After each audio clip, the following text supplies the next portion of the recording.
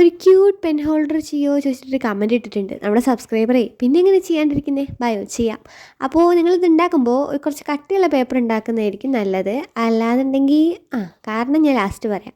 അപ്പോൾ ആ ഒരു പേപ്പർ എടുത്തിട്ട് ഇതേപോലെ മടക്കി കൊടുക്കുക. എന്നിട്ട് നമ്മുടെ തോണിയൊക്കെ ഉണ്ടാക്കില്ലേ, സെയിം പ്രോസസ്സ് അങ്ങോട്ടും ഇങ്ങോട്ടും ആ ട്രയാങ്കിൾ ഷേപ്പിൽ അതും മടക്കി കൊടുക്കുക.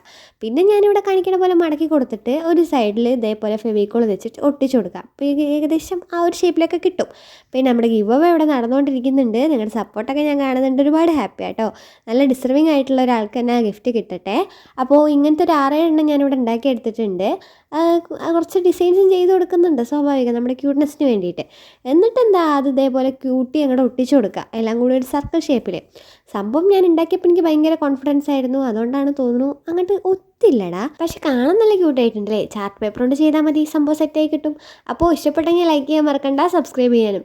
ഗിവ് അവേ മറന്നിട്ടില്ലല്ലോ, വേഗം കമൻറ്റ് ചെയ്തോ.